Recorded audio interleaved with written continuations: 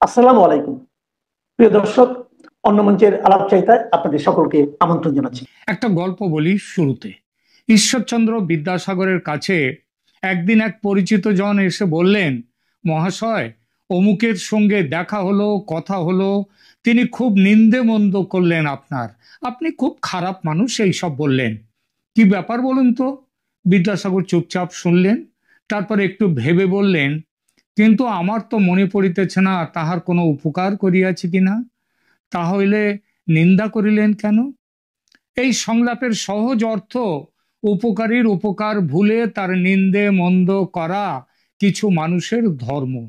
আর এই ধর্মের কথা সবচেয়ে বেশি মিলে যায় বাংলাদেশের মানুষের ক্ষেত্রে। যে ভারতের আত্মত্যাগে তাদের নিজেদের দেশ হলো, বাঙালি বলে গর্বের জন্ম হলো, সেই ভারতের নিন্দে বন্ধ করা হলো বাংলাদেশের মানুষের যেন স্বভাব ধর্ম। এটা কম বেশি সব আমলেই ছিল এবং আছে। শেখ হাসিনার আমলে সরকারের তরফে সদ্ভাব ছিল ভারতের সঙ্গে ঠিকই, কিন্তু দেশের মানুষের একটা বড় অংশের মনে ভারতের প্রতি বিদ্বেষ বেড়েই যে চলেছিল তার বড় প্রমাণ গত বছর 24-এর হাসিনা বিরোধী আন্দোলনের অন্যতম মূল সুর ছিল ভারত বিদ্বেষ বা ইন্ডিয়া আউট। মনে আছে সেই স্লোগানটি? ভারত যাদের মামার বাড়ি, বাংলা ছাড়ো তাড়াতাড়ি। হাসিনার পতনের পর শুরু হলো ভারত বাংলাদেশের কোন পাকা ধানে মই দিয়েছে সেই সব ন্যারেটিভ তৈরি করা। হাসিনা ভারতের দালাল, দেশকে বিক্রি করে দিয়েছে ভারতের কাছে, ভারত বাংলাদেশকে তার কলোনি বানিয়ে ফেলেছে, ভারতের সঙ্গে যত চুক্তি হয়েছে সমস্ত কিছুই নাকি বাংলাদেশের বিরোধী, ফলে বাতিল করা হবে এসব চুক্তি। ভারত বিদ্বেষী ন্যারেটিভের একবারে বন্যা শুরু হয়ে গেল বাংলাদেশে। অথচ তারপর 1.5 বছর চলে গেল, কোন চুক্তি কোথায় খারাপ সে নিয়ে একটা কথা নেই। শুধু কি এই 7 সিস্টার্স নিয়ে কত লম্ফঝম্প খোদ প্রধান উপদেষ্টা থেকে শুরু করে একেবারে নিচের হেজিপেজি মহল পর্যন্ত, তার উপর লালমনিরহাট, তিস্তা বাঁধ তৈরিতে চীনকে আমন্ত্রণ, পাকিস্তানের স্যাটেলাইট হয়ে যাওয়া, তাদের সাথে ঘন ঘন যাওয়া আসা সামরিক স্তরে, তুর্কির সঙ্গে দহরম মরম, ভারতকে খেপাতে যা যা দরকার তার কোনোটাই বাদ রাখেনি বাংলাদেশ। বিপ্লবী চ্যাং ব্যাংয়ের দল কখনো ফেসবুকে দখল করেছে ভারত, কখনো বা সেই সব দখলের ছবি দেয়া বই দুনিয়া জুড়ে ডিস্ট্রিবিউশন করেছেন স্বয়ং প্রধান উপদেষ্টা ডক্টর মোহাম্মদ ইউনূস। পায়ে পা লাগিয়ে ঝগড়া করার এমন উদাহরণ দুনিয়ার আর কোথাও পাওয়া যাবে কিনা সন্দেহ। নাম করে বিখ্যাত করে দেব না কয়েকটা সংবাদপত্রকে, এই বাংলাদেশের এইসব সংবাদপত্র, এই যে এদের এদের এরা এদের পত্রিকাদের একটা বড় অংশ এই সব যারা মা মনসার কাজ করছে, তো এই পত্র পত্রিকাগুলো ধুনোর গন্ধ দিয়ে এসেছে চূড়ান্ত ভারত বিরোধিতা। এখনো বাংলাদেশের নেতাদের মধ্যে এবং সেখানকার মিডিয়ার মধ্যে হঠাৎ জেগেছে ভারত প্রেম। ভারতের সঙ্গে প্রেম করার জন্য একেবারে প্রাণ যেন আকুলি ব্যাকুলি শুরু হয়েছে। কেন? কারণটা কি? থাক, কারণটা পরে বলছি। তার আগে দিয়ে এই আকুলি বিকুলির 2-4টে নমুনা। জনাব তৌহিদ হোসেন, বাংলাদেশের পররাষ্ট্র উপদেষ্টা, ভারতের রেড কোট বিস্ফোরণ কাণ্ডে 2 বাংলাদেশি সন্দেহভাজন জম্মু রেল স্টেশন থেকে গ্রেপ্তার হয়েছে। গতকাল সকালে আমি এই নিয়ে প্রতিবেদন দিয়েছি। এই খবরটি নিয়ে ভারত সরকার বা ভারতের গোয়েন্দা দপ্তর কেউ বাংলাদেশকে দায়ী করে কোনো বক্তব্য এখনো পর্যন্ত দেয়নি। কেবলমাত্র কিছু সংবাদ মাধ্যম বলেছে যে 2 বাংলাদেশি নাগরিকের এই বিস্ফোরণ কাণ্ডে ধরা পড়ার কথা, আর সঙ্গেই বক্তব্য দিয়েছেন জনাব তৌহিদ হোসেন। আর সেই বক্তব্যের ছত্রে ছত্রে ভারতের সঙ্গে প্রেমের সম্পর্ক তৈরির জন্য কত না আকুলি ব্যাকুলি। আহা, কি বলেছেন বাংলাদেশের পররাষ্ট্র উপদেষ্টা? তার বক্তব্য বেশ কিছু বিষয় নিয়ে, আমি সব বিষয়গুলো না দিয়ে যেগুলো প্রয়োজনীয় সেগুলো এখানে দিচ্ছি। লালকেল্লার কাছে যে বিস্ফোরণ হলো সেই প্রসঙ্গে তিনি বলছেন, involving Bangladesh in Delhi terrorist attack completely baseless. মানে দিল্লির সন্ত্রাসী ঘটনায় বাংলাদেশকে অভিযুক্ত করা পুরোপুরি ভিত্তিহীন। খেয়াল করুন বক্তব্যটি। দুজন বাংলাদেশি ধরা পড়েছে, ঘটনা তো এইটুকু।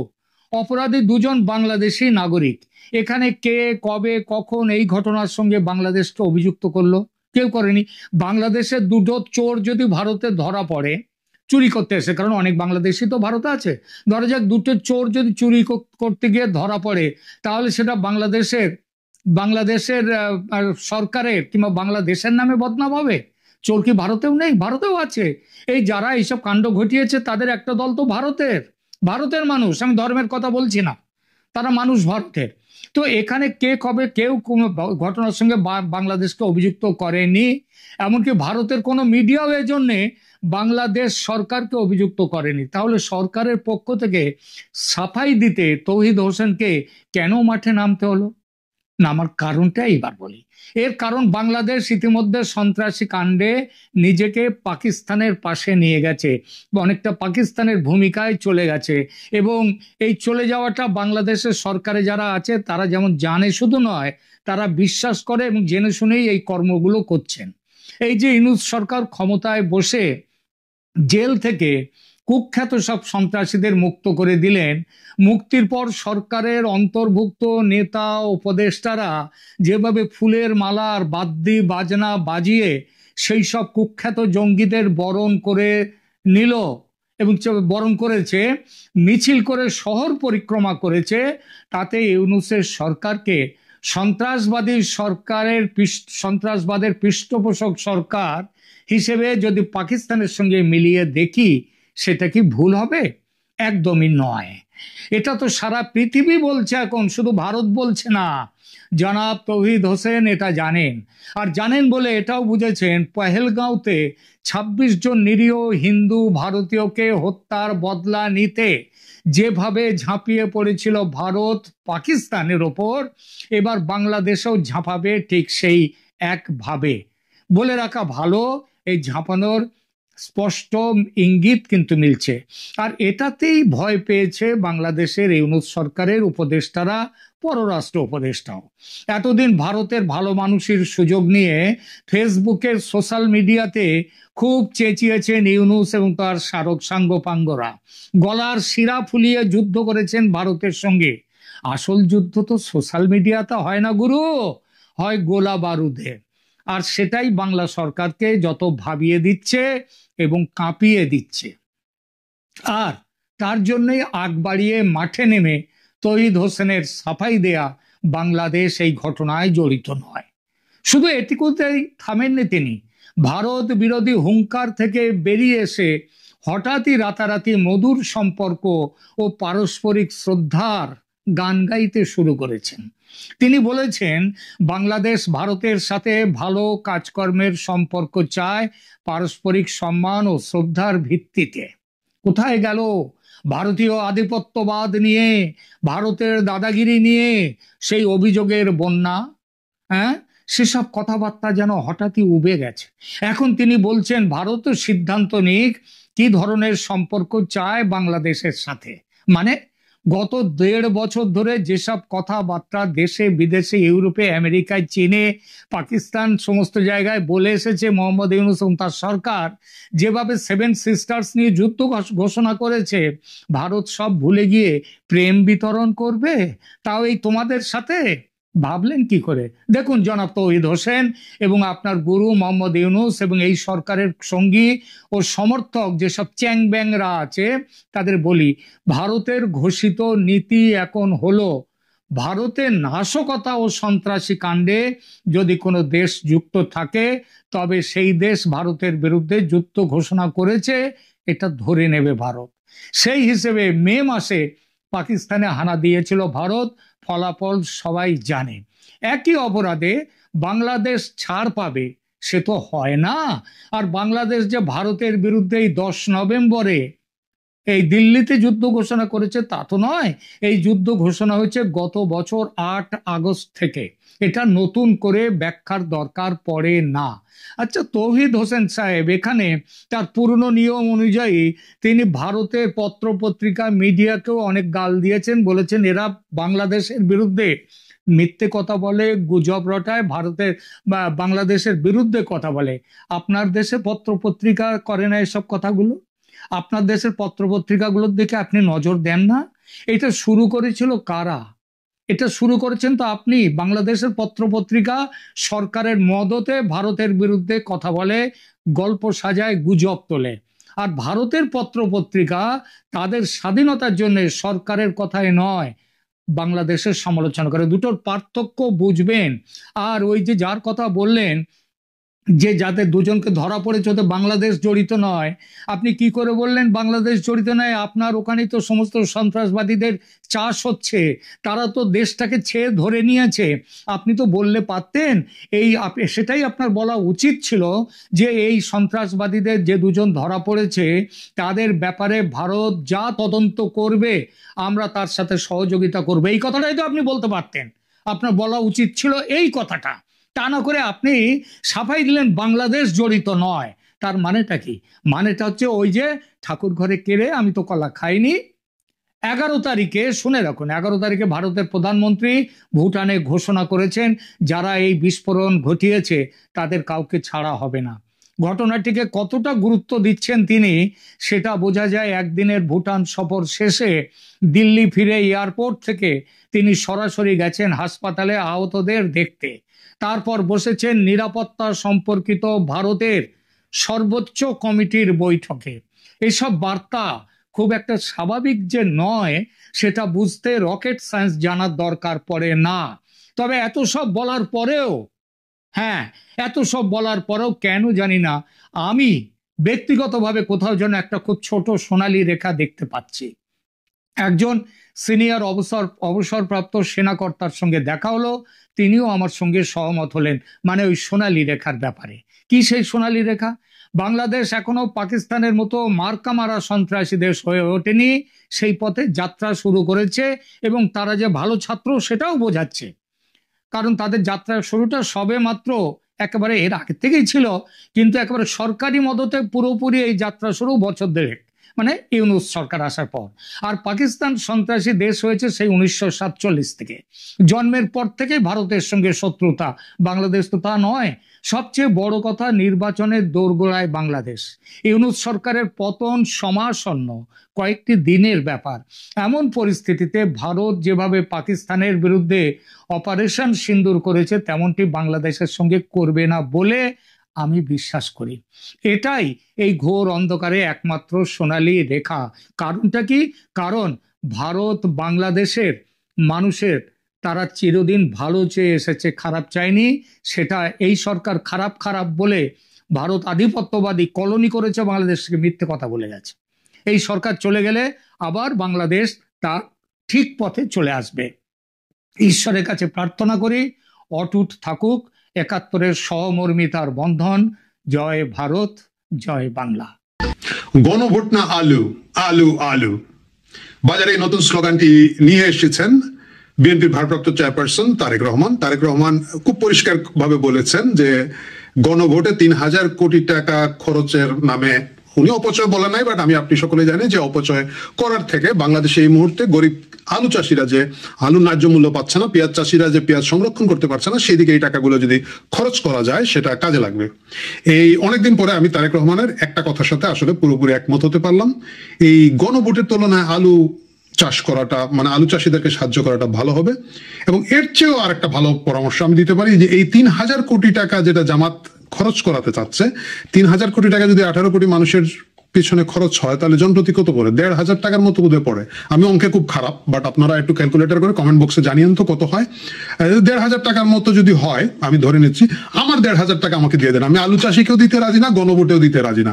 এবং আপনারা বাকি যারা লোকজন চান যে এই 3000 কোটি টাকার ভাগটা নিয়ে নেবেন, আমার মনে হয় আমরা সকলে মিলে ডক্টর মোহাম্মদ ইউনূস, আমাদের প্রিয় সরকার, ওনার কাছে অনুরোধ করতে পারি যে জাতীয় ঐক্যমত্যের মধ্যে আমরা এই আমাদের লোকজন, আমরা যারা সাধারণ নিরীহ গরিব লোকজন আছি, আমরা জাতীয় ঐক্যমত্য পোষণ করেছি যে গণভোট হবে কি হবে না আপনাদের বিষয়। 3000 কোটি টাকার মধ্যে আমার ভাগের 1600 টাকার মতো হবে, আমার 1600 টাকা দিয়ে দেন ভাই, আমি গিয়ে আলু চিপস খাবো। আমি আপনাদের এই গণভোটের তামসার মধ্যে নাই। গণভোটের এই তামসাটা কেন আসছে আসুন আমরা এখন এই জিনিসটা বুঝে নিই। গণভোট এটা মানে ওই আলী রিয়াজের বান্দর নাচ এর বাইরে আলী রিয়াজ এসেছিলেন। উনি যেহেতু এটা হয় কি ধরেন গ্রামের একজন লোক ঢাকা শহরে চাকরি করতে আসলে এরপরে গ্রামের আরো 20টা লোক করে দেখতে আসে, ওরা দেখতে গেলাম, লোকে একটু চিড়িয়াখানা দেখে গেলাম, তারপরে এখন তো বোধহয় শিশু পার্কটা বন্ধ করে রেখেছে। আহারে, শিশু পার্কে আসতাম আমরা আগে ছোটবেলা, বুঝছেন, মফস্বল থেকে আসতাম। তো এই অবস্থা। আলী রিয়াজ আসছে যে গ্রামের বাইবের হাতের উপদেশটা হয়েছে, যাই গিয়া 2টা টাকা কামায় নিয়ে আসি। এই ঐক্যমত্যের 8 মাসের তামসা করে আল্লাহ জানে কত টাকা কতভাবে কি করছে। পাওয়ার প্র্যাকটিস তো অবশ্যই করে গেছে, উনি উনার মতো চলে গেছে। এবং ঐক্যমত এমন ঐক্যমত হয়েছে কারোর সাথে কারো মত মিলে না, এটার নাম নাকি ঐক্যমত। এখন একবারে নতুন একটা বাংলা অভিধান বানাইতে হবে এদের এই তুগলকি বানান টানানোর জন্য। যাই হোক, কেন জাতীয় ঐক্যমতে গণভোট চাচ্ছে জামাত চাচ্ছে, এবং জামাতের সাথে তাদের 8টা স্বর সংগঠন চাচ্ছে, এবং তাদের একমাত্র বাচ্চা, মানে আগে আমরা শুনতাম যে ছাগলের 3 নম্বর বাচ্চা হয়, কিন্তু 8টা রাজনৈতিক দলের একটা বাচ্চা হয়, সেটা এনসিপি। আবার দেখলাম যে খেলা ছিল না, হঠাৎ করে নিজেরা বলছে, ওরা কিন্তু 8 দলের সমাবেশও ছিল না, হ্যাঁ, এখন হঠাৎ করে বলছে আমরাও জামাতের সাথে একমত। নাসিরউদ্দিন পাটোয়ারি, আমাদের প্রিয় ডার্বি ভাই, এইটা বলেছেন, আজকেই বলেছেন, মানে যখন আমি ভিডিওটা রেকর্ড করছি, তারাও একমত। ভাই, তোমরা না গেলা জুলাই সনদ সিগনেচার করার জন্য, তোমরা কোন দিকে, ডাইনে না বায়ে, তোমরা কোন দিকে? তোমরা কি মানে বরের পক্ষের পিসি না কনের পক্ষের মাসি? এটা তো কেউ জানে না, বিয়া বাড়িতে তো হাকুল্লার মতো ঘুরে বেড়াচ্ছ। যাই হোক, এই সব কিছু মিলিয়ে এই 8 দল প্লাস প্রায় এনসিপি, মানে প্রায় দল এনসিপি, এরা গণভোটটা আগে চাচ্ছে। আদৌ কি গণভোটটা আগে হবে? গণভোট আগে হবার কোনো লক্ষণ সম্ভাবনা নাই। এরা নভেম্বরের ভিতরে গণভোট চাচ্ছে। হ্যাঁ, গণভোট 3 দিনের মধ্যে করে ফেলা যাবে, কিন্তু এটা করা হবে না।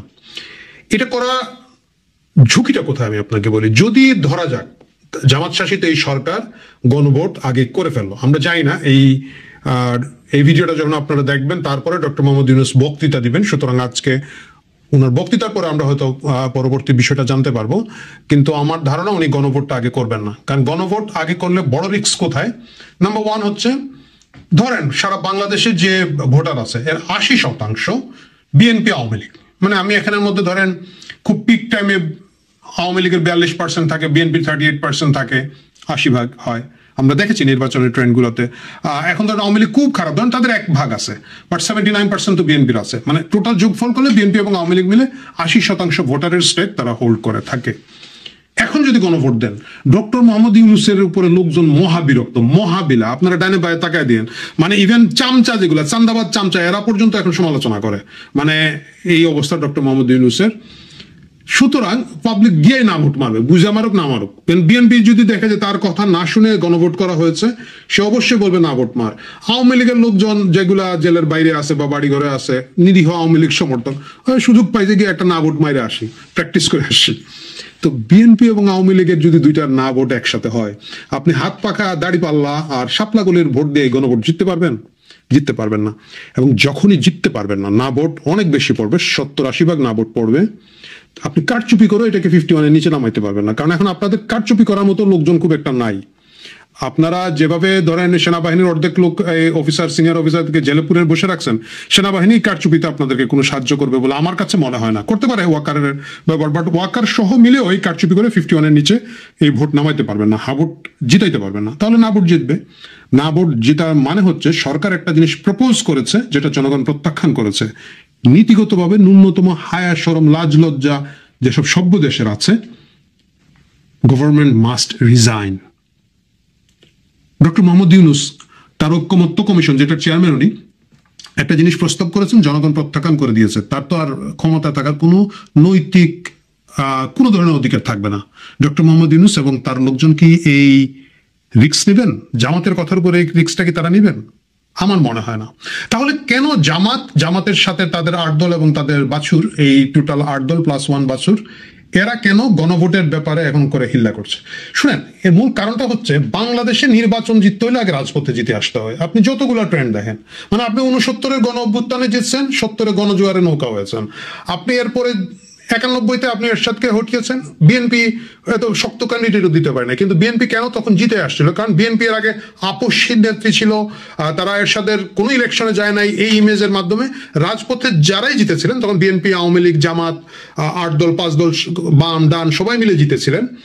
বিএনপি ছিল অনেক বেশি জেতা পক্ষর একটা চেহারা তাদের মধ্যে ছিল, তারা জিতেছে, রাজপথে জিততে হয়। 96-এ কি হয়েছে, আওয়ামী লীগ আগে রাজপথে জিতেছে, 15 ফেব্রুয়ারি নির্বাচনের পরে তারা বিএনপিকে রিজাইন করতে বাধ্য করেছে, যার কারণে তারা আবার জিতেছে। আবার দেখেন আপনি এরপরে যতগুলোতে দেখবেন নির্বাচনে, আপনি যদি 111 পরবর্তীতেও দেখেন, যেহেতু আওয়ামী লীগ ওই সময় জিতেছে, তারা পরে নির্বাচন জিতেছে।